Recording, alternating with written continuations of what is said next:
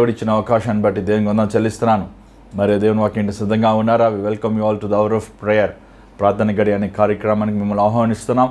మరి దేవుడు మన పట్ల కృపను చూపించి మరొక దినమున మరొక రోజు తన వాక్యం వినటానికి దేవుడు సహాయం చేశాడు. మరి ఈరోజు దేవుడు మనతో ఏం మాట్లాడుతాడో మనం చూద్దామా? మరి ఈ రోజున దేవుని వాక్యం చదువుకున్నారా? వ్యక్తిగతంగా దేవుని సన్నిధిలో సమయం గడిపారా? ఒకవేళ లేకపోతే ఈ కార్యక్రమం అయ్యాక మీరు దేవునితో సమయం గడపండి. ఈ లోకంలో చాలా బిజీగా వెళ్ళిపోతున్నామండి. ఏమండి, రోజు వర్క్కి వెళ్ళిపోతున్నాం, చదువుకుంటున్నాం, స్కూల్స్కి వెళ్తున్నాం, కాలేజెస్కి వెళ్తున్నాం, పనులు చేసుకుంటున్నాం, వ్యాపారాలు చేసుకుంటున్నాం. కానీ మీకు ఒకటి తెలుసా, మనం ఒకరోజు ఈ లోకాన్ని విడిచిపెట్టాలని తెలుసా? ఆ రోజు ఎప్పుడు ఉండేది ఎవరికి తెలియదు. కాబట్టి మనం ఆలోచించి నిదానంగా యోచించి మన జీవితం, మన హృదయము దేవుని సరిగా ఉందా లేదా అనేది మనం పరీక్షించుకుందాం. ఈరోజు ప్రతి ఒక్కరి హృదయంలో ధన సంపాదన, ధనం మీద ఆశ కలిగి ఉన్నారు.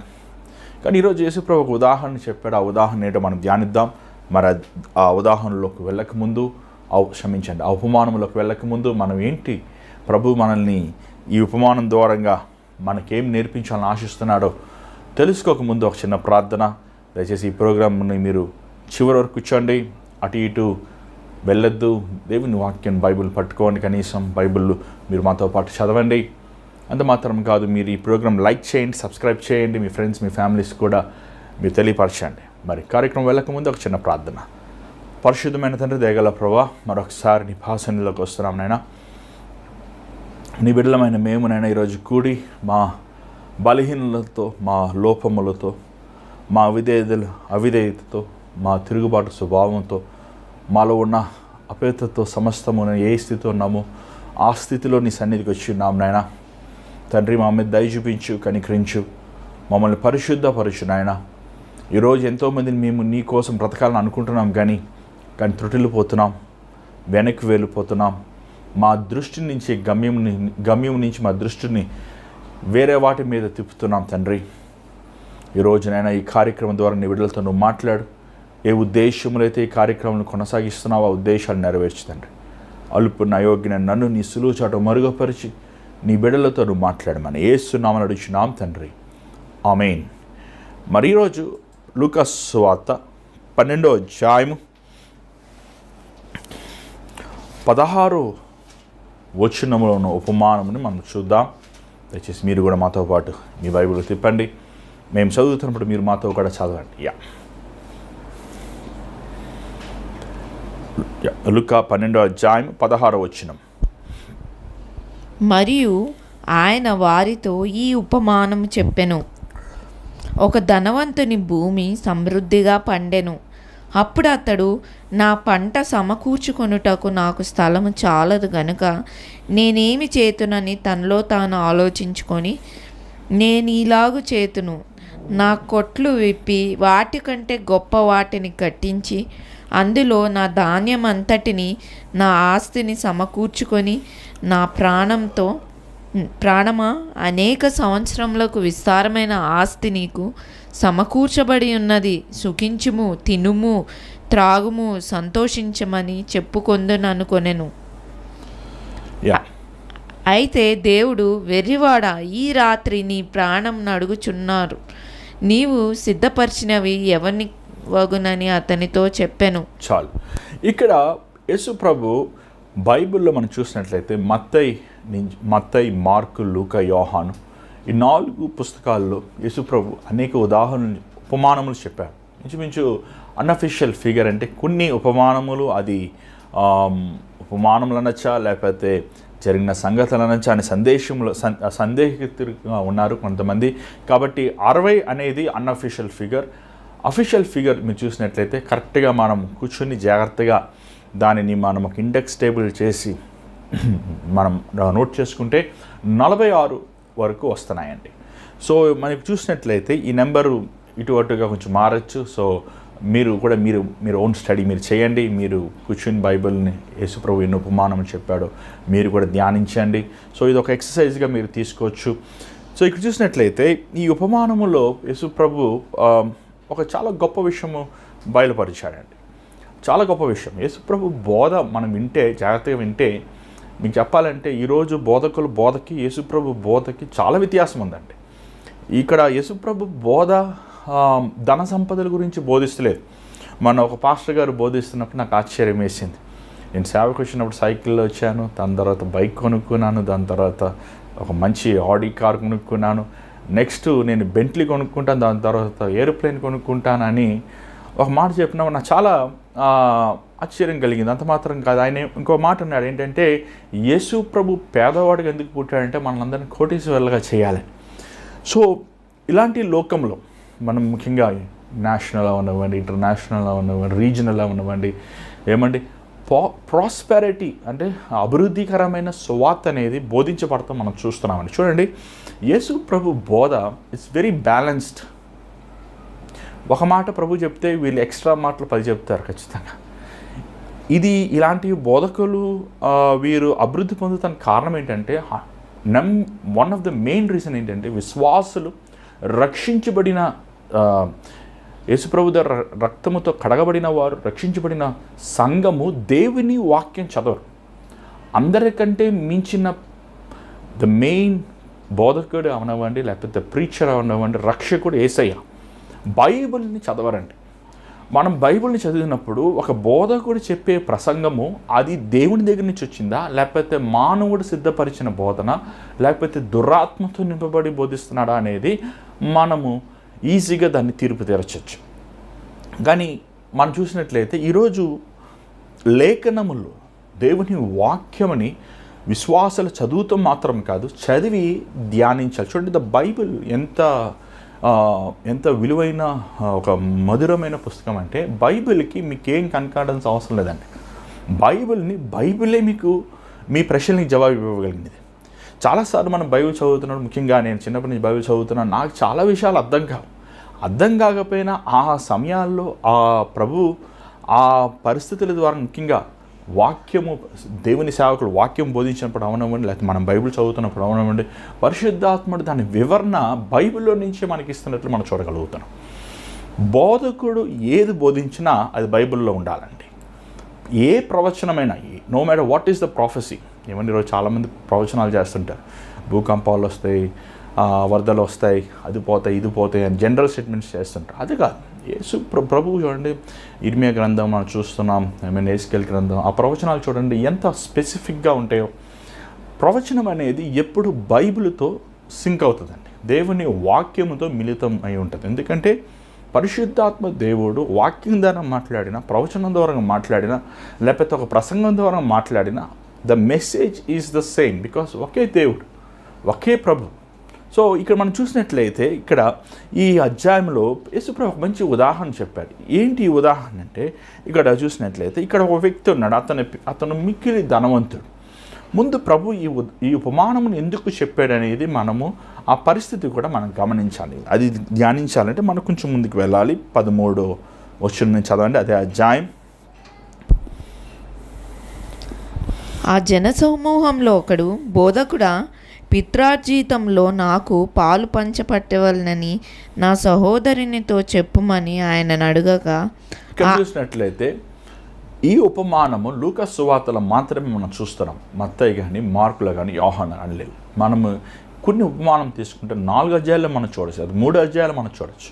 కానీ ఈ ఉపమానము లూకా సువార్తలు మాత్రమే చూస్తున్నాం. అంత మాత్రం కాదు, ఈ ఉపమానం చెప్పవలసిన పరిస్థితి ఎందుకు వచ్చింది చూసినట్లయితే, ఒక వ్యక్తి ప్రభు దగ్గరికి వచ్చి, బోధకుడా, నా సహోదరుడు ఆ ఆస్తిని నాతో పంచమను, లేకపోతే నాకు పంచివి అని అడుగుతూ మనం చూడగలుగుతున్నాం. ఆస్తి గురించి యేసు ప్రభు దగ్గర మాట్లాడుతాం వ్యక్తి, ఇక్కడ ఇతను చూస్తున్నాం. ఈరోజు ప్రసంగము లేకపోతే పరిచర్య, సేవ ఎక్కడ చూసినా అంటే డబ్బుతో మనము కనెక్ట్ అవుతున్నట్టు చూడగలుగుతున్నాం. మెయిన్ ద అబ్జెక్టివ్ ఒక సేవ, చర్చ్ అవనివ్వండి, ఒక మినిస్ట్రీ అవనివ్వండి, ఒక టీవీ ప్రోగ్రామ్ అవనివ్వండి, ఒక మెసేజ్ అవనివ్వండి, మనీతో కనెక్ట్ అవుతూ మనం చూస్తున్నాం. మనీ అనేది ఒక ప్రైమరీ అబ్జెక్టివ్ అనేది మనం గమనిస్తున్నాం. కానీ యేసు ప్రభు బోధ ఇక్కడ చూసినట్లయితే, ఇతను డబ్బుని తీసుకొచ్చాడా, లేకపోతే డబ్బుతో పాటు తన సహోదరుడితో పాటు డబ్బుని కానీ ఆస్తిని కానీ తీసుకొచ్చాడో మనకి తెలియదు. కానీ ఆ రోజుల్లో భూమి కానీ, లేకపోతే కొన్ని వస్తువులు కానీ అది వారికి పితరులు ఇచ్చే ఆస్తిగా ఉంటుంది. ఇక్కడ వీరిద్దరు సహోదరులకి కొంచెం మనస్తాపం కలిగినాయి అనమాట. ఏంటంటే ఎవరికి ఎక్కువ రావాలి, ఎవరికి తక్కువ రావాలి. చూడండి, చాలామంది అన్న తమ్ముళ్ళు, అక్క చెల్లెళ్ళు, ఏమైనా సహోదరులు ఉన్నప్పటికీ ఆస్తుల దగ్గర మనస్తాపాలు వస్తాం, కొట్లాట్లు వస్తాం మనం చూస్తున్నాం. ఈరోజు ఎంత దిగజారిపోయిన స్థితికి వెళ్ళిపోతుందంటే సమాజం ఈ పనికిమాలిన ఆస్తుల కోసం అనురాగములు, అనుబంధాలు, అరే ఒక తల్లికి పుట్టిన బిడ్డలమే కదా, వారిలో ఉన్న రక్తం నాలో ఉంది కదా అని గ్రహింపు అవ్వకుండా లేకుండా ఒకరు తిట్టుకుంటాం, కొట్టుకుంటాం, ఈవెన్ చంపుకుంటాం, కోర్టులకు వెళ్తాం మనం చూస్తున్నాం. వదులుకునే మనసు లేదండి. ఎట్లా అది సమానంగా ఎలాగిస్తామంటే ఇవ్వలేం కదా. ఎవరైనా ఇప్పుడు మీకు బిడ్డలు ఉన్నారు కదా, రేపు మీరు ఏం చేస్తున్నారో మీ బిడ్డలు మీకు అదే చేస్తారు కదా, లేకపోతే మీ బిడ్డలు కూడా అదే పరిస్థితి కలుగుతారు. చూడండి, సమానంగా మన డబ్బులు అనుకోండి దాన్ని మనం సమానంగా చేయగలుగుతాం, కానీ అది వస్తువులు అనుకోండి దాన్ని ఎలా సమానం చేయగలుగుతాం? అంత అవగాహన కానీ గ్రహింపు కానీ లేదు. కొన్నిసార్లు తల్లిదండ్రులు ఒకరికి కొంచెం ఎక్కువ ఇస్తే సరే నా అన్నయ్య కదా, నా తమ్ముడే కదా, నా చెల్లె కదా, నా అక్కే కదా అని వదులుకునే మనసు లేదు. కానీ మరి దాని విషయం పోట్లాడుకునే ఒక చీప్ మైండ్ సెట్ మనం అలాంటి వారంటే ఇలాగ వీరు తల్లిదండ్రులను బాధ పెట్టి ఆస్తిని తీసుకునేవారు, వారు ఆ ఆస్తి వారికి శాపంగానే మారద్దు కానీ దీవెనగా మారదు. ఒక వ్యక్తి నాకు తెలుసు అండి, ఆయనకి వాళ్ళ తల్లిదండ్రుల దగ్గర ఆస్తి తీసుకున్నారు, ఆస్తి వాళ్ళ తల్లిదండ్రులు ఇవ్వలేదు చెప్పాలంటే, చచ్చిపోయాక ఆయన అడుగునట్లే అందరికంటే ఎక్కువ ఆస్తి దోచుకున్నాక ఆయన ఆ డబ్బును పట్టుకొని ఒక స్థలం కొందానని వెళ్తున్నప్పుడు అది ఒక జరగకూడని పరిస్థితి జరిగి ఆ తీసుకెళ్తున్న డ్రైవరే అతన్ని డబ్బు కోసం చంపేసి సమానం పడేసినట్టు మనం చూస్తాం. సో డబ్బు దగ్గర చాలా కేర్ఫుల్గా ఉండాలి. ముఖ్యంగా తల్లిదండ్రులు కూడా ఈరోజు ఎలా ఉన్నారంటే, అరే మనం బతికున్నప్పుడే వీళ్ళని చక్కగా సెటిల్ చేద్దామని లేక వారు ఇంకా మేము బతుకుతాం, ఇంకా లేకపోతే నా పిల్లలు నా డబ్బులు తీసుకున్న రోడ్డు పాలు చేసేస్తారు అని ఒక భయంతో ఉంటున్నారు. ఈరోజు ప్రేమ అనురాగాలు పోయినాయి అండి. నేను చాలా కుటుంబాలను చూస్తుంటాను. ధనవంతులు, పేదవారు, మధ్య వయసు వారు, మిడిల్ క్లాస్ ఫ్యామిలీస్. కానీ పేదవారికి నిజంగా చెప్పాలి అనురాగాలు, అనుబంధాలు ఉంటాయండి. ఒక గృహంకి వెళ్ళినప్పుడు ఒకసారి ఒక ఆ గుడిసెలో చూసినట్లయితే ఒక 2-3 ఉంటే కష్టం. అలాంటి గుడిసెలో బంధువులు, అందరూ కలిసి ఉన్నారు. వారు అందరూ కలిసి భోజనం చేసుకున్నారు, తింటున్నారు, ఆనందంగా ఉన్నారు. నిజంగా అది నాకు చూసినప్పుడు ఎంతో సంతోషం వేసింది. ఈరోజు మనకి పెద్ద పెద్ద ఇల్లులు ఉన్నాయి, కానీ ఎవరన్నా ఒకళ్ళు మన సొంత వారు వచ్చినప్పుడు వారిని మనం హేళనగా చూస్తాం, లేకపోతే ఎగతాళిగా చూస్తాం. అదేదో నా డబ్బు, నా ఇది అని ఒక ఇదిగా మాట్లాడుతాం మనం చూస్తున్నాం. సో ధనవంతులకి ఎప్పుడు అనురాగం ముఖ్యంగా బంధం అనేది ఉండదండి. వారికి డబ్బే దేవుడిగా ఉంటాడు. So Yesu Prabhu the importance of life, మనీకి, జీవితానికి ప్రాధాన్యత ఏది అనేది దేవుడు వాగ్దానం ఈ ఉపమానం ద్వారంగా చెప్తూ 15వ వచనం లేకపోతే 14వ వచనం చదవండి ఒకసారి. ఆయన మీ మీద తీర్పరిగానైనను పంచిపెట్టువానుగానైనను నన్నెవడు నియమించనని అతనితో చెప్పెను.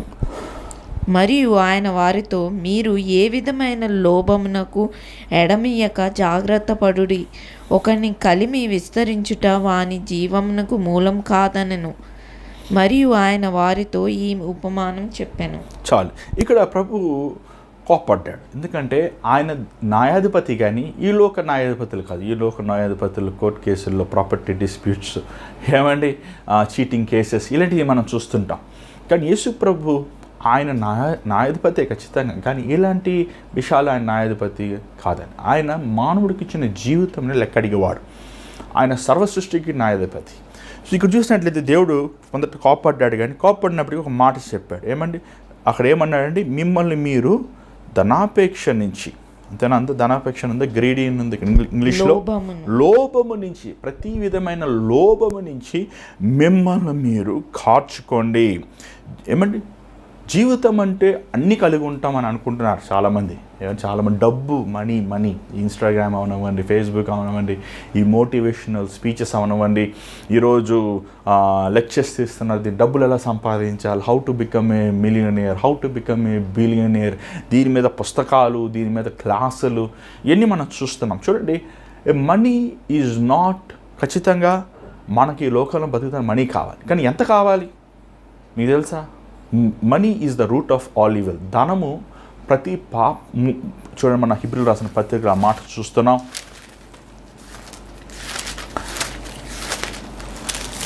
13వ అధ్యాయం, హిబ్రీలు రాసిన పత్రిక 13వ అధ్యాయం.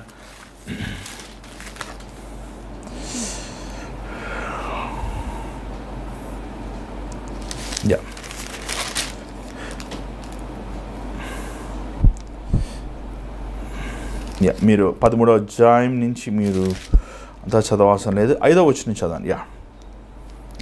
ధనాపేక్ష లేని వారే మీకు కలిగిన వాటిలో తృప్తిపడి ఉండుడి.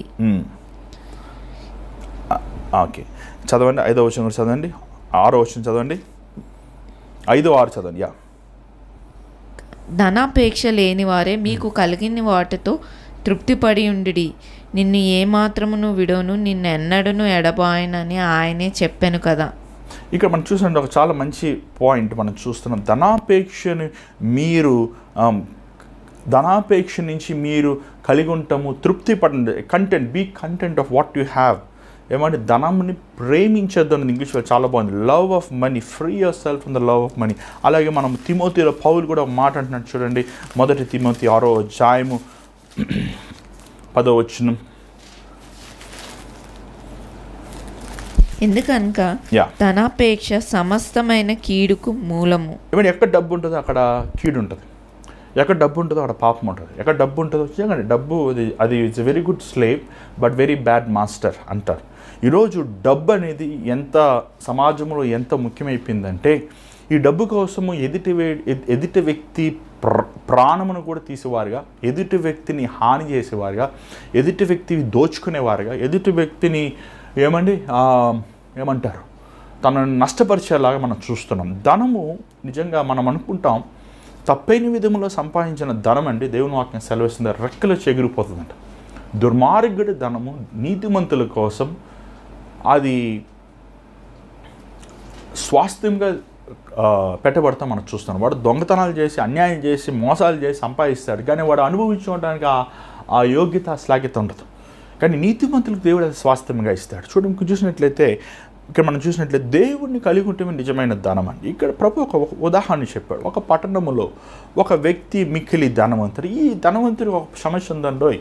చాలాసార్లు మనం అనుకుంటాం ధనవంతులకి ఏం సమస్యలు ఉంటాయి, వాళ్ళకేమి మంచి అన్ని ఆహారం ఉన్నాయి, వాళ్ళ సొంత ఇల్లులు ఉన్నాయి, సొంత వాహనాలు ఉన్నాయి, కావాల్సినంత ధనం ఉంది, చక్కగా రిలాక్స్ అవుతుంటారు, వాళ్ళకేమంటాం. కానీ ఈ ధనవంతుడికి ఒక సమస్య ఉంది. ఏంటి ఆ సమస్య?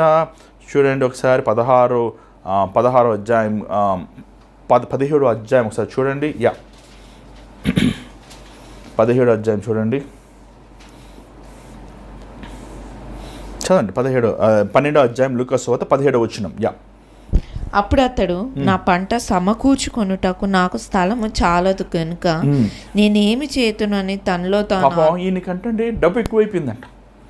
పంట ఉందండి, పంట నమ్మితే డబ్బు అవుతుంది కదా, డబ్బు ఎక్కువైపోయింది ఆయనకి. ఏం చేసుకోవచ్చు, డబ్బులు పెట్టుకున్న బీరో లేదంట ఆయనకి. ఏమంటే ఈయనకి పెద్ద సమస్య ఏంటంటే ఈ పంటను ఎక్కడ పెట్టుకోవాలి, ఈ డబ్బును ఎక్కడ పెట్టుకోవాలి. ఆకలిగా ఉన్నాడికి ఆకలి సమస్య, డబ్బులు ఎక్కువైన వాడికి డబ్బుల సమస్య, ఉన్నాయని ఎక్కువ సమస్య. కొంతమంది చూస్తుంటాను ఉన్న వాటితో తృప్తి పొందరు, ఇంకా ఏదో సంపాదించాలి, ఇంకా ఏదో సాధించాలి, ఇంకా ఏదో పొందుకోవాలి. భార్యను వదిలేస్తాడు, పిల్లలను వదిలేస్తాడు, సంఘాన్ని మందిరం వదిలేస్తాడు, దేవుని సన్నిధులు వదిలేస్తాడు. ఏదో రాత్రులు పగలు తన జీవితాన్ని సంపాదించాలని పరిగెడతాడు. చివరికి ధనం ఉన్నప్పటికీ సమయం ఉండదు కదా.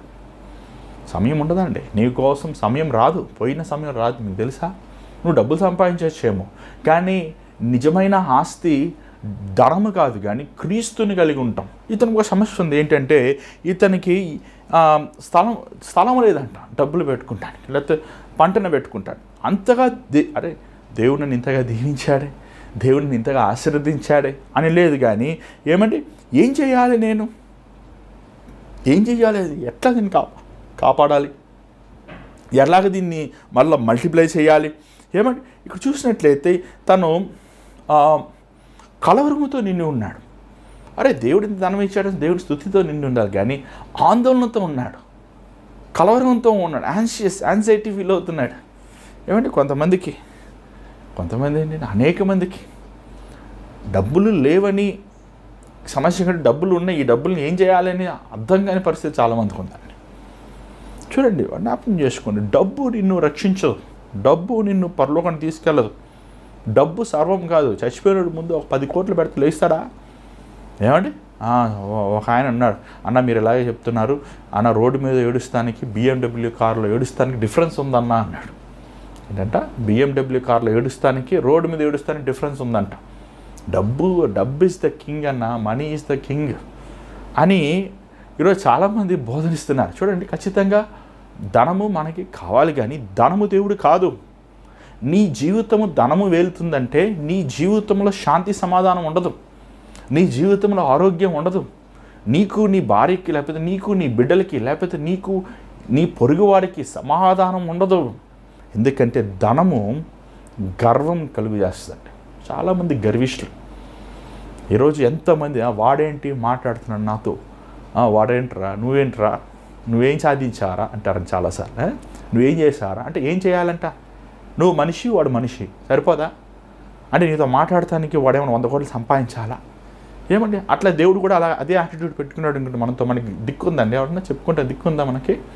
ఇలాగే దేవుడు కూడా నువ్వు నాతో మాట్లాడాలంటే నేను ఎంత గ్రేట్, నువ్వు అంత గ్రేట్ ఉండాలంటే మనల్ని రక్షించేవాడు ఎవరు ఉన్నారండి? చాలాసార్లు డబ్బుని చూసి విర్రవీగిపోతుంటారు చాలామంది. వారి హోదాను చూసి, వారి ఆ అధికారాన్ని చూసి ఎదుటి వ్యక్తిని మనిషిగా గౌరవిస్తూ నేర్చుకోండి. That is the true education, అది ట్రూ సివిలైజేషన్. ఒక ఎదుటి వ్యక్తిని తన పేదవాడైనా ధనవంతుడైనా తను చదువుకున్నవాడైనా చదువు లేనివాడైనా మనిషిని మనిషిగా గౌరవిస్తమే నన్ను అడిగితే అది నిజమైన విద్య. ఈరోజు చూడండి, చదువుకునే పిల్లలు చదువు లేని వాళ్ళని ఎలాగ చూస్తారు చూడండి, ఎంత హీనంగా చూస్తుంటారో. ఏదో వీళ్ళేదో పరలోకంలో వచ్చినట్లు. వీళ్ళు ముత్తాతలు, వీళ్ళు పూర్వీకులు కూడా పల్లెటూరు నుంచి వచ్చిన వాళ్ళే కదా. ఆ కార్టూన్లు చూసి ఆ ఇంగ్లీష్ వాష్ పిష్ అంటూ మీరు తెలుగు మాట్లాడతారా అని ఎగటారుగా ఏమన్నా అలాగా ప్రవర్తిస్తుంటారు. దానికి కారణం ఏంటి? దానికి కారణము ఆ పెంచిన తల్లిదండ్రులే. చూడండి, దీనముగా ఉంటే నేర్చుకోవాలి మనం. దేవుడు మనకి ఇస్తున్నాడంటే అది దేవుడు మనకు కృప చూపించాడు. ఒక పేదవాడిని చూసి నువ్వు అవమానిస్తుంటే, నువ్వు పేదవాడిని చూసి నువ్వు హేళన చేస్తే, నువ్వు పేదవాడుగా దేవుడు చేశాడు వాడిని, ధనవంతులుగా దేవుడు చేశాడు నిన్ను. నీకు ఇవ్వబడిన శ్లాఘ్యతల్ని, నీకు ఇవ్వబడిన అవకాశాలని నువ్వు లేని వారిని చూసి క్రించమ్మగా హేళనగా మాట్లాడుతున్నావు అంటే చేసిన సృష్టికర్తను హేళనగా మాట్లాడుతున్నావు. తెలుసా, ఈ ధనవంతుడికి పెద్ద సమస్య, ఏం చేయాలి, డబ్బులు అర్థం కావట్లేదు పాపం. ఏమంటే ఎక్కడ పెట్టాలి, ఎక్కడ దాయాలి, ఎలాగ దీన్ని కూర్చోపెట్టుకోవాలి అంటూ ఏమన్నాడు చూడండి, 18వ వచనం. నా కొట్లు విప్పి వాటికంటే గొప్ప వాటిని కట్టించి అందులో నా ధాన్యం అంతటిని నా ఆస్తి సమకూర్చుకొని నా ప్రాణమా అనేక సంవత్సరములకు విస్తారమైన ఆస్తి నీకు సమకూర్చబడి ఉన్నది. ఏమంటున్నాడు? నా కొట్టులు, నా ధాన్యం, అక్కడ ఉంది చూడండి ఆ మాట, నా కొట్టులు, నా ధాన్యము, నా ఆస్తి, నా గర్విష్టి ఎప్పుడు నాది ముట్టుకోవద్దు అంటాడు. నాది. కాబట్టి యేసుప్రభు తన ప్రాణమును మన కోసం ఇచ్చాడు.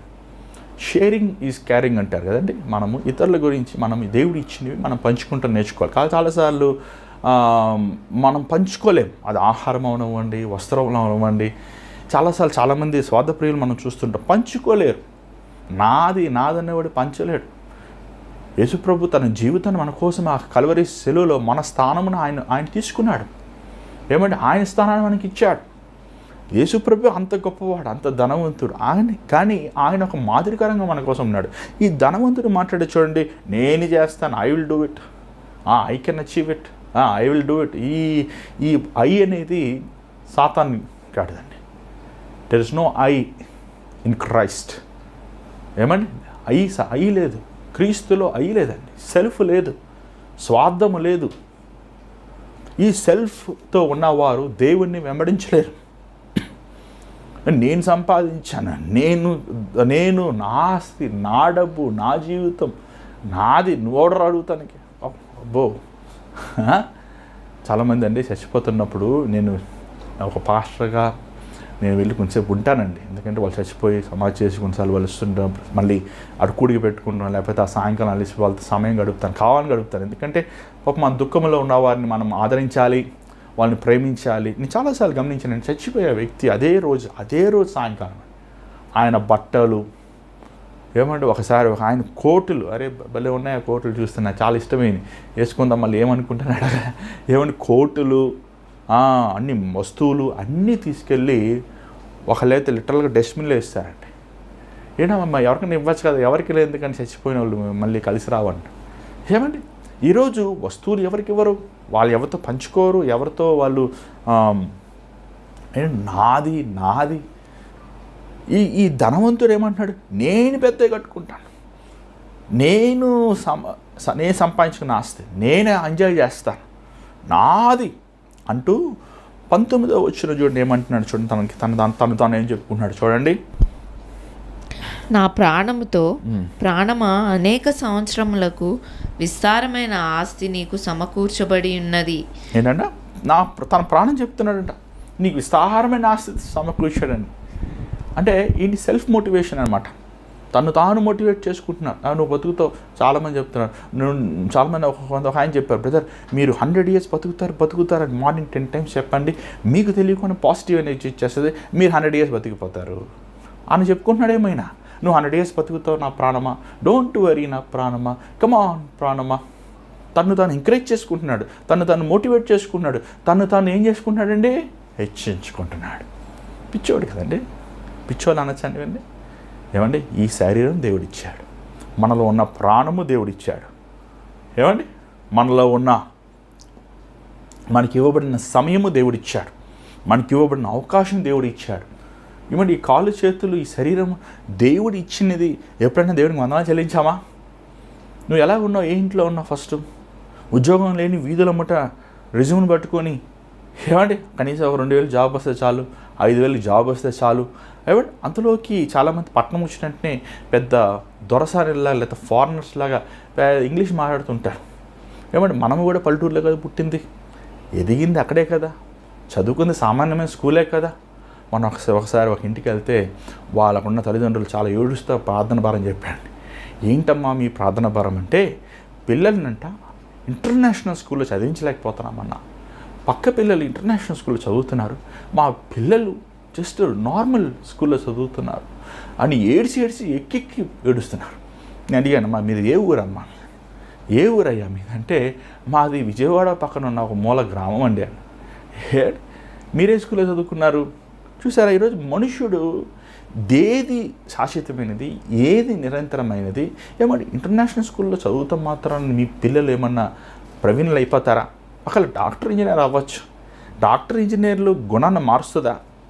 డాక్టర్ ఇంజనీర్లు స్వభావాన్ని మారుస్తుందా? ఈ హైదరాబాద్ లాంటి ప్రాంతానికి కొంతకాలం ముందు ఒక ఇంటర్నేషనల్ స్కూల్లో ఒక అమ్మాయిని 14 సంవత్సరాలు 14 సంవత్సరాల అమ్మాయిని మానభంగం చేసి ఏమంటే ఒక అధికారంలో ఉన్న పిల్లలు అసభ్యంగా ప్రవర్తించారు. ఏమి నాగరికత తెలియజేసింది వీళ్ళకి? వీళ్ళు చదువుకున్న వల్ల వీళ్ళు మూర్ఖుల కొండ జాతి వాళ్ళ మేలు కదా వీళ్ళకంటే. ఏమండి ఈరోజు ఏది ముఖ్యమైనది? ఆ పిల్లవాడు ప్రాణము దేవునిలో ఎదుగుతూ ముఖ్యమా, లేకపోతే చదువు దేవుని వాక్యాన్ని చదవనవరు, దేవుని సన్నిధిలో కూర్చున్నవారు, దేవుని మందిరాన్ని తీసుకురానవరు. స్కూల్ అంటే అంతా అది చదువే. ఒక ఆయన చదువే దేవుడు అన్నాడు, పిచ్చోడు. ఏమండి మన దేశంలో చదువుకున్న వాళ్ళందరూ ఎలా ఉన్నారు మీకు తెలియదా? ఎంత లంచగొండుతానో మీకు తెలీదా? చెప్పండి. అంతంత అధికారులు అంటారు. ఈరోజు గవర్నమెంట్ ప్రభుత్వంలో ఏమంటే లంచం లేని ప్రభుత్వం ఉందా? న్యాయం యథార్థత ఉందండి? మీకు తెలుసు. మనం ఏం పెద్ద దీనికి ఒక క్లాస్ మాట్లాడవలసిన లేదు. భారతదేశానికి ఏమంటే స్వతంత్రం వచ్చింది, మన భారతదేశం మాత్రం కాదు, అన్ని దేశాలు అలాగే ఉంటాయి. అమెరికా లాంటి దేశాలు కూడా అలాగే ఉన్నాయి. ఏమంటే ఆఫ్రికా లాంటి దేశం ఇంకా భయంకరంగా ఉన్నాయి. ఎందుకంటే మానవుడికి కావాల్సిన చదువు కాదు, కానీ దేవుడు ఇచ్చే పరిశుద్ధమైన హృదయం, తగ్గింపు, విధేయత, లోబడే మనస్సు, ఇతరులను హెచ్చించే మనసు, ఇతరుల గురించి ఆలోచించే మనసు. ఏమంటే ఈరోజు మనకు చూసినట్లయితే ఇతను ప్రాణంని ఈజీగా తీసుకో, టేక్ ఇట్ ఈజీ అంటున్నాడు. టేక్ ఇట్ ఈజీ, ప్రాణం డోంట్ వరీ, కమాన్ ఈట్, తిను, తాగు, సంతోషంగా ఉండు. ఏంటంట తిని తాగు. ఇక్కడ నీళ్ళుగా తాగేది ఇతను తాగుబోతు. ఏమండి ఈ ధనవంతులకి ఒకసారి నేను గమనించానండి. చాలామంది ధనవంతులు నా జీవితం చూసాను. వీళ్ళకి ఒక భార్య ఉంటారు, వీళ్ళు ఒక పురుషుడు ఉండవు, ఒక భర్త ఉండరు. వీళ్ళకి ఈ ధనం ఉన్న వాళ్ళ క్యారెక్టర్ అసలు ఉండదండి. తాగకుండా పడుకోవడు, తాగాక తను చేసే అసభ్యమైన కార్యాలు ఎంత భయంకరమైన. ఫ్యామిలీ వాల్యూస్ అసలే ఉండవు. ఏమండి ఇక్కడ చూసినట్లయితే వీరు ఇతను తిను, ఎంజాయ్ చేసుకో, నీకే అంత డబ్బు, నీకే అంత అధికారం. చూడండి, దేవుడు మనల్ని హెచ్చించే కొలది, దేవుడు మన సమృద్ధిలో పంచే కొలది దాచిపెట్టుకుంటాను కాదు దేవుడు ఇచ్చేది. లేని వారిని, కష్టంలో ఉన్నవారిని, బాధల్లో ఉన్నవారిని ఆదుకుంటాం కోసం దేవుడు నీకు ఇస్తున్నాడు. చూడండి ఆ మాట మనం చూస్తున్నాం.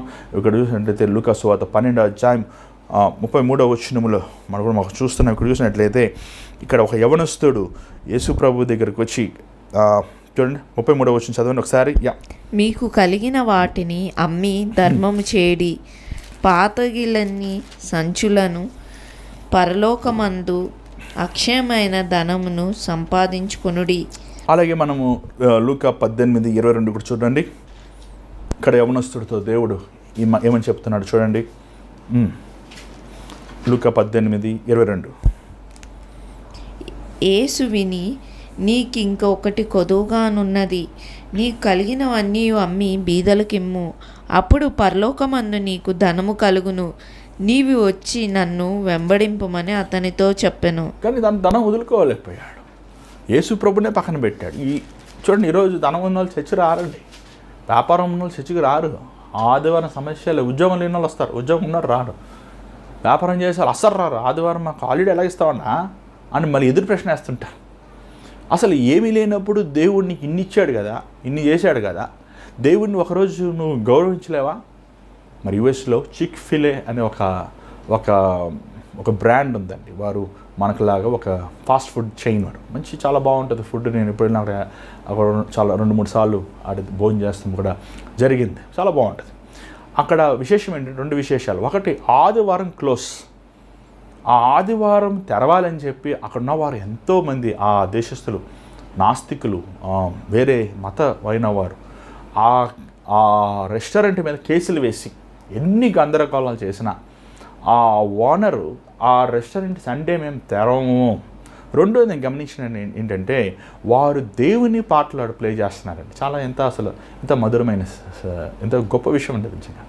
ఈరోజు వ్యాపారములు దేవుడు ఆశ్రయిస్తే మీ వ్యాపారాలు కొనసాగినాయి, దేవుడు కృప చూపిస్తే మీరు వ్యాపారంలో అభివృద్ధి పొందిన. కానీ ఎంతమంది దేవుడికి మీ విలువిస్తున్నారు? దేవుడిని అవసరత్వంతో వాడుకుంటున్నారు, అందుకే అప్పులు పాలైపోతారు. అందుకే చాలా వ్యాపారంలో సంపాదన అంతా చెరువులోకి వెళ్ళిపోతుంది. నీకు ఇవ్వబడిన దేవుడు ఇచ్చిన సొమ్ముని నువ్వు దేవునికి ఇవ్వాలి. నువ్వు దేవుని మందిరం తీసుకువెళ్ళి నీకు ఇచ్చిన దశమ భాగముని, నీ సొత్తుగా దశమ భాగము దేవుని సొత్తు, దేవునికి ఇవ్వాలి. అది దేవుడిచ్చింది దేవుడికి ఇవ్వలేరు. ఏమండి, నేను దేవుడు ఆశ్రయించాడు కదా, దేవుడిని దీవించాడు కదా, ఎన్ని పరిచయలను సపోర్ట్ చేస్తున్నావు, ఎంతమంది పేదవారిని ఆదుకుంటున్నావు. ఏమండి, ఈరోజు మనుషుడు ఎంత స్వార్థప్రియుడంటే తన కోసమే దాచిపెట్టుకుంటున్నాడు సమస్తం, లేకపోతే తన కుటుంబమే బాగుండాలనుకుంటున్నాడు. ఏమండి, అది చాలా తప్పు. అది ఈ వ్యక్తి చేశాడు. 20వ వచనం చూడండి, దేవుడు ఏమన్నాడు చూడండి.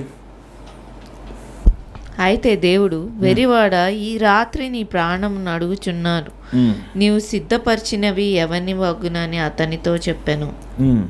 దేవుని ఎడల ఇక్కడ చూసినట్లయితే దేవుడు ఈ జీవితం ఇచ్చాడండి మనకి. సో ఈరోజు చాలామంది ఒక పాయింట్ అర్థం చేసుకుంటలేదు. నీవు శ్వాస అది దేవుడు నీకు ఇచ్చాడు. డాక్టర్స్ ఇవ్వలేదు, మనుషులు అసలే ఇవ్వలేదు, తల్లిదండ్రులు అసలే ఇవ్వలేదు నీకు. నీ తల్లిదండ్రులు అనుకుంటే నువ్వు పుట్టలేదు. ఏమన్నా అలాగైతే పిల్లలు లేని వాళ్ళందరూ అనుకుంటే పుట్టాలి కదా, పుట్టలేదే. డాక్టర్లు అన్ని ఐవీఎఫ్లు చేస్తున్నారు, కానీ వాళ్ళ ముందే అంటారు, సక్సెస్ రేట్ మా చేతిలో లేదు, పుడతారు లేకపోతే లేదండి. దేవుడు ఒక్కడే జీవం ఇవ్వలేనివాడు, దేవుడు ఒక్కడే మానవుని చేసినవాడు. ఆయనలో జీవం ఉండెను, మనుషులకి ఆ జీవము వెలుగై ఉండెను దేవుని వాక్యం సెలవిస్తుంది. దేవుడిచ్చిన జీవితాన్ని దేవునికి మనం గణపరచాలి. దేవుడిచ్చిన జీవితాన్ని దేవుని కోసం మనం జీవించాలి. నా జీవితము నా నా నా నా నా పంట, నా డబ్బు నాదంటే దేవుడిచ్చింది. ఎవడో గ్రహం ఉందా మీకు? దేవుడిచ్చినవే ఏదో పోరా బతుకురా. ఏమండి, నేను ఎప్పుడు అంటుంటాను, ఏమంటే దేవుడు మన వైపు కృప చూపిస్తున్నాడు. భిక్షం వేశాడు, పోరా బతుకు, ఒక రోజు బతుకు, ఒక నెల బతుకు, 10 సంవత్సరాలు బతుకు. మనకు అర్హత లేదు.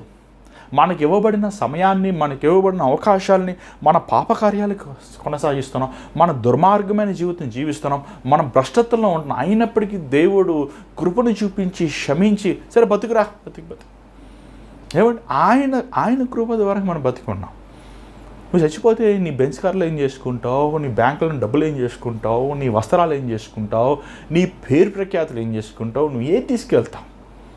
చూడండి, దేవుడు ఇచ్చిన జీవితాన్ని, దేవుడిని మనము సంతోషపెట్టాలి. దేవుని వాక్యం స్పష్టంగా ఒక మాట ఉందండి, అధికముగా దుష్కార్యం చేయవద్దు, నీ కాలము రాకముందు నువ్వు ఎలా మరణించితివి. చూడండి, దేవుడు మనకి ఇచ్చిన బ్రతుకు ద్వారంగా, మన ద్వారంగా అనేక మంది మేలు అనుభవించాలి, కానీ మనము అనేక మందిని ఇక్కట్లో ఇబ్బందుల్లో పెట్టకూడదండి. నేను ఒకటి గమనించాను, ధనవంతులండి పిసినారి కొట్టారు, ఇవ్వరండి, అసలు ఎవరెవరు. నేను చాలామంది వెళ్తుంటాను, చాలామంది ప్రార్థన చేసేస్తానండి, వారు కనీసం దారి ఖర్చులు కూడా ఇవ్వరండి. చాలామంది నేను గమనించాను. పేదోళ్ళు ఉంటారండి, నిరుపేదోళ్ళు రోడ్డు ఊడ్చుకుంటుంటారు చెన్నై ప్రాంతం స్లమ్స్లో. ఆ ముసలమ్మ పాపం ఆ కష్టార్జితం తీసుకొచ్చి ఆమె సంచి ఉంటుంది, సంచి తీసి ఆ ఘనమైన కానికిస్తుందండి. నిజంగా అనుకుంటాను, అంటే వారికి దేవుడి పట్ల ఒక దేవుని సేవకుడు ఇచ్చాడు, బాబు నీకు 3 పిల్లలు ఉన్నారయ్యా, ఇదిగో అయ్యా వాళ్ళకి ఏమైనా తీసుకెళ్ళాయా. నేను ఇంతవరకు ఒక ధనవంతుడు కూడా ఏమండి అసలు వీళ్ళకెందుకు వీళ్ళకేంటి అని ఎదురు క్వశ్చన్ వేసేవారు ఉన్నారు, కానీ నిరుపేదలే దేవుడికి ఇస్తారండి. ఇంకోటి మీరు గమనించండి, ఒక ధనవంతుడి దగ్గరికి వెళ్ళి ఆకలి వేస్తుందని అడగండి, తను పోయి సంపాదించుకోరా అంటాడు. అదే మీరు ఒక పేదవాడి దగ్గరికి వెళ్ళి ఆకలి వేస్తుంది చెప్పండి, వారు భోజనంలో మీకు సగం బోధిస్తుంది. నేను అనేకసార్లు గమనించండి, అనేకసార్లు నా కళ్ళారు చూశాను.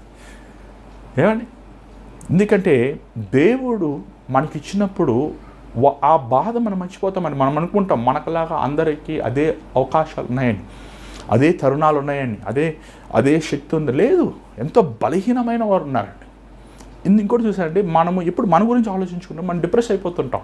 ఏందిరా నా బతుకు, ఏందిరా ఈ యాంగ్జైటీ వరి అయిపోతుంది, ఫీర్ వచ్చేస్తుంది. మనం ఇతరుల గురించి ఆలోచించినప్పుడు, ఇతరుల కష్టాలు మనం వింటున్నప్పుడు, ఇతరులు మనం ఇస్తున్నప్పుడు ఏమంటే మన సమస్యగా ఉంటుంది. ఎందుకంటే మనకంటే బహు ఘోరమైన సమస్యలు అనేక మంది ఉన్నారు. ఈ స్వార్థప్రియులు ఎప్పుడు నా బతికేంటి, ఈ యాంగ్షియస్ డిప్రెషన్, ఏమండి ఈ స్ట్రెస్ఫుల్, చేతి నిండా సంచి నిండా బియ్యం ఉంటుంది, ఫ్రిడ్జ్ నిండా కాయలు ఉంటాయి, ఏమండి జోబుని డబ్బులు ఉంటాయి, ఇంకా డిప్రెషన్ ఉంటారు. నాకు అర్థమే కాదు అసలు, ఏందయ్యా నీకు తక్కువ, నీకు 20,000 ఉద్యోగం, 30,000 జీతం ఉంది కదా, 50,000 జీతం, ఇంకా ఏందే డిప్రెషన్. ఏమండి ఈరోజు అర్థం లేదు కొంతమంది ఆలోచనలకి. ఈరోజు సరి చేసుకోవాలి, మనం సరిదిద్దుకోవాలి. దేవుడు అంటున్నాడు, ఓ వెర్రోడా, నువ్వు వెర్రోడివే దేవుని దృష్టిలో, డబ్బే సర్వం అనుకుంటున్నాడు వెర్రోడంటే. నీ ప్రాణము నీ ఎద్దు నుంచి తీసేస్తాయి. ప్రాణము తీయగలిగిన వాడు దేవుడండి, ప్రాణం ఇవ్వగలిగిన వాడు ఆయన, తీయగలిగిన వాడు ఆయన. నేను ఎప్పుడు అంటుంటాను, పుట్టినరోజు మరణించిన రోజు ఆయన తీర్మానం చేస్తాడు. మధ్యలో ఉన్న సమయం దేవుడు మనకి ఇచ్చాడు. ఏమంటే పుట్టినరోజు మనకు పుట్టినప్పుడు చేసింది ఆయనే, మన ఈ లోకం నుంచి తిరిగి పిలిచేది ఆయనే. ఏమంటే దేవునికి భయపడరా మీరు, దేవునికి లోబడరా. ఈరోజు మన చదువును చూసి, మన ఆస్తులను చూసి, మన గొప్పతనాన్ని చూసి మనం వెర్రవేగిపోతున్నారు ఈరోజు చాలామంది. దేవుని బిడ్డలైన మనము దేవుని విషయంలో నమ్మకం ఉందామండి. చూడండి, ధనముని ప్రేమించద్దండి. నేను ఎప్పుడు ప్రార్థిస్తాను, ప్రభు నాకు ఎక్కువ డబ్బు వద్దయా, వద్దు అసలు ఎక్కువ వద్దు, ఎంత చాలు అంత కావాలి చాలు. ఎందుకంటే ఎక్కువ డబ్బు క్యారెక్టర్ని పాడు చేసేస్తుందయ్యా. ఏమంటే వ్యత్యాసంగా ప్రార్థన చేస్తున్నాం కదండి, వ్యత్యాసంగా ప్రార్థన చేయాలి. ఎందుకంటే కష్టాలే ప్రభు నన్ను నీ దగ్గర తీసుకెళ్తాయి, బాధలే, అవసరతే. నాకు ఆ పొట్ట మండుతున్నప్పుడే, నా చేతిలో డబ్బులు లేనప్పుడే నేను ఇంకా ఎక్కువ ప్రార్థన చేస్తాను, ఇంకా ఎక్కువ నేను ఆ శోధన సమయంలోనే నేను ఇంకో కన్నీటితో ప్రార్థిస్తానయ్యా. నా మనసాక్షి చురుగ్గా ఉంటుంది. నాకు సుఖం వచ్చేస్తే నేను మర్చిపోతానయ్యా, నా సుఖం వచ్చేస్తే నా పిల్లలు బ్రష్లు అయిపోతారయ్యా, మమ్మల్ని దీనంగానే ఉంచాయ్యా, వెరగొట్టాయా, నలగొట్టాయా. ఎందుకు ముఖ్యమైన డబ్బు కాదు, కానీ ముఖ్యమైనది నీ స్వభావం మేము కలిగి ఉండాలి. ఏమంటే ఈరోజు మీ ఆలోచన ఎలా ఉంది, మీరు దేవునికి ఇష్టమైనట్లు ఉండాలంటే డబ్బు మనకి శత్రువు అంటే, ఆస్తులు మనకు శత్రువు.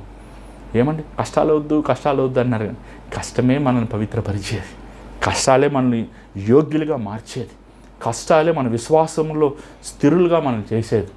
ఏమండి శ్రమ ఉన్నప్పుడే దేవుడు జ్ఞాపకం వస్తాడు, అది మానవుడి స్వభావం. అదే కష్టం ఉన్నప్పుడే దేవుడు జ్ఞాపకం వస్తాడు, అదే మన గుణం. ఆ కష్టాలన్నీ ఎక్కువ ఉంటే ఎక్కువ దేవుడు జ్ఞాపకం వస్తాడు. ఎక్కువ దేవుని మనం ఏమండి గుర్తు చేసుకోవచ్చు, ఆయన సన్నిధిలో ఉండొచ్చు. కాబట్టి దయచేసి డబ్బుని ప్రేమించద్దు.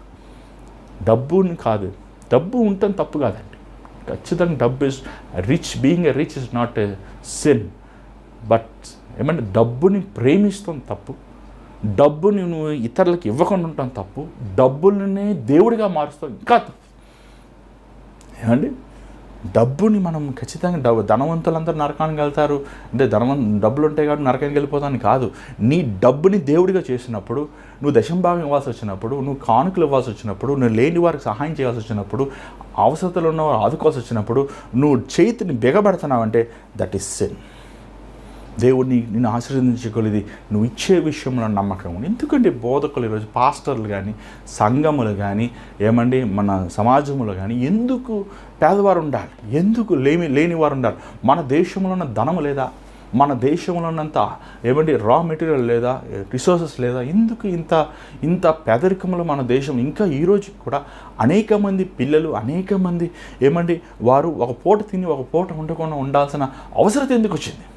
కారణం ఏంటంటే మన స్వార్థమైన హృదయం. ఏదో మన ప్రభుత్వం చేయాలి, లేకపోతే వాళ్ళు చేయాలి, వీళ్ళు చేయాలి అనుకుంటున్నాం. కానీ నీకున్నది దేవుడు ఇచ్చినప్పుడు, నువ్వు పక్కవారితో ఇచ్చినప్పుడు మనం ఒక ఇద్దరు ముగ్గురికన్నా వ్యత్యాసం చేయొచ్చేమో, కానీ అది దేవుని దృష్టిలో నీతి కార్యాలు అవుతుంది. కొర్నేలి నీతి కార్యాలు చేశాడు, పేదవారిని ప్రేమించాడు. కొర్నేలి నీ నీతి కార్యములు నా ఎదుట నిలిచి ఉన్నాయంటున్నాడండి. ఈరోజు మనం దేవుని కోసం బ్రతుకుదాం. ఈ జీవితం ఒకే జీవితం. మనం చచ్చిపోయాక ఏం తీసుకెళ్ళి, నీ చదువులు సర్టిఫికెట్లు తీసుకెళ్ళావు, నీ వస్త్రాములు, నీ వాస్తులు, నీ పేరు ప్రఖ్యాతులు నువ్వు తీసుకెళ్ళావు. ఏమండి మనం తీసుకెళ్ళేది ఒకటే, దేవుని కోసం ఈ జీవితంలో ఏమి చేశామో అది ఆయన ముందు మనము నిలబడాలని. ఏమండి అంత మాత్రం కాక ఒక మాట అంటున్నాడు ప్రభు. చూడండి 21వ వచనం, 12వ అధ్యాయం లూకా సువార్త 21వ వచనం. దేవుని ఎడల ధనవంతుడు కాక తన కొరకే సమకూర్చుకొనువాడు ఆలాగ్ననే ఉండునని చెప్పాను. ఇక్కడ మనం చూసినట్లయితే దేవుని కోసం ఓకే మనం అంతా మనకి 22 కాదు 21 చదవండి. ఎస్. అయితే దేవుడు, వెర్రివాడ, ఈ రాత్రి నీ ప్రాణం అడుగుచున్నారు, నీవు సిద్ధపరచనివి ఎవనివి అగునని అతనితో చెప్పాను. దేవుని ఎడల ధనవంతుడు కాక తన కొరకే సమకూర్చుకొనువాడు ఆలాగ్ననే ఇక్కడ అదే ఇందా చెప్పినట్లు ధనవంతుడిగా ఉండటం తప్పు కాదు, కానీ తనము ఆస్తిని ప్రేమించినట్లు దేవుణ్ణి ప్రేమించలేదు. Is more concerned about his money, his properties, his food than God. ఏమండి అది చాలా తప్పది. దేవుడి కోసం కావాలని ప్రాణం ఇవ్వాలని ఇచ్చేద్దాం, ఏముంది? ఏమండి వాళ్ళు ఏదేదో పనికిమాల సిద్ధాంతాలకు ప్రాణాలు వేస్తున్నారు. మనల్ని రక్షించి మన కోసం శ్వాసనిచ్చిన మన ప్రభువు కోసం మన జీవితంని ఆయన పాదంలో దారవద్దాం. ఏమంటే మనం ఎవరికి హాని చేయం, కానీ మన ప్రేమ కోసం, ప్రభు రాజ్యం కోసం ఒకవేళ హతసాక్షులు మనం అవ్వాలంటే అవుదాం. దేవుడిని మనం ప్రేమిద్దాం. దేవుడే మనకు సర్వం, ఆయనే మనకు దిక్కు కదా. ఈరోజు మనం ఏమై ఉన్నామో ఆయన వల్లే కదా. కాబట్టి ఈరోజు మనం సరిచేసుకుందాం, సరిదిద్దుకుందాం. నువ్వు డబ్బుని ప్రేమించినట్టు దేవుని ప్రేమించు, నీ చదువుని ప్రేమించినట్టు దేవుని ప్రేమించు, నీ ఉద్యోగం ప్రేమించినట్టు దేవుని ప్రేమించు, నీ కుటుంబాన్ని నువ్వు ప్రేమించినట్టు దేవుని ప్రేమించు. దేవుడే నీ జీవితంలో మొదట ఉండాలి, చివరి ఉండాలి, ఆయనే సమస్తం ఉండాలి. అలా నువ్వు ప్రేమిద్దాం. ఎందుకంటే ప్రభు మనకు సెలవిచ్చాడు కదా, నీ దేవుడిని యెహోవా నీ పూర్ణమైన హృదయంతో, నీ పూర్ణమైన ఆత్మతో, నీ పూర్ణమైన శక్తితో ప్రేమించు. కాబట్టి మనం ప్రభువునికి సమర్పించుకుందాం. దయచేసి స్థాయిలో ఉంచండి, ప్రార్థన చేద్దాం. పరిశుద్ధమైన తండ్రి, దయగల ప్రభు, ఈ ధనవంతుడి వల్ల మేము ఉన్నామయ్యా. అనేక మంది ఏం తిందుమా, ఏం తాగుదమా, ఏం ధరించుకుందామా, ఏం సంపాదించుకుందామా, ఏం కూర్చోబెట్టుకుందామా అని ఐక్యకి విచారములతో నిండి ఉన్నామయ్యా. ఓ వెర్రివాడ, ఈరోజు నీ ప్రాణము నీ ఎద్దరి నుంచి తీసివేస్తే ఏం చేస్తావు? అవునా, నాది నేను సంపాదించాను, నేను సాధించాను, నాది అని అయ్యా మేము ఒక స్వార్థప్రియులుగా, ఇతరులకి పంచుకోలేని వారుగా అయ్యా మేము గ్రీడీతో నిన్ను ఉండి ఉన్నామయ్యా. మమ్మల్ని క్షమించు ప్రభా. మా హృదయములను కడుగు నాయన, మమ్మల్ని బాగు చేయన, ఇతరులతో నువ్వు ఇచ్చిన ఆనందమైన కార్యాలు పంచుకోవటానికి సహాయం చేయి దేవానైనా. నువ్వు ధారాళముగా ఇచ్చేవారు నువ్వు ప్రేమిస్తావు అని వాక్యం సెలవిస్తుంది. దేవా, ధారాళముగా మీరు నీకు ఇచ్చేవారుగా, ఇతరులకి ఇచ్చేవారుగా, అనేక మందికి అడిగిన దానికంటే అయ్యా జక్క 4 గంటలు తను తీసుకుని తిరిగి ఇచ్చాడు. అలాంటి విశాలమైన మనసు మాకు దయచి, నా ప్రభువు ఆకాశం భూమి చేసినవాడు, నన్ను ఇచ్చేవాడిగా ఉంచుతాడు కానీ తీసుకునేవాడిగా ఉంచాడు ఆయన విశ్వాసం దయచి నువ్వు దేశములకు అప్పు ఇచ్చుదు నువ్వు అప్పు చేయవు అన్న వాగ్దాన ప్రకారం మేమునైనా అనేక మందిని ప్రేమించేవారుగా మేము మరణించినప్పుడు అనేక మంది జీవితంలో ప్రభావితం చేసేవారుగా నీ ప్రేమను చాటేవారుగా ఒక యోగ్యమైన బ్రతుకు మాకు దయచి స్వార్థమైన మనసుని తీసివే ప్రభా మా హృదయం కడుగు నాయన బాగు చేయ ప్రభా కృప చూపించి విత్తన వాక్యాన్ని ముద్రించమని నిశ్చితమైన మళ్ళీ కలుసుకుంటాను సహాయం చేయమని యేసునామములో అడుగుచున్నాం తండ్రి ఆమేన్. మరియు దేవుడు మీతో మాట్లాడండి, తెలియపరచండి, మీ ప్రార్థన అవసరం మీకు పంపించండి. చాలా మంది పంపిస్తున్నారు, మీకోసం ప్రార్థిస్తున్నాం. దయచేసి మీరు పంపించే మరల చెప్తున్నాను, మీ పేరు పెట్టండి.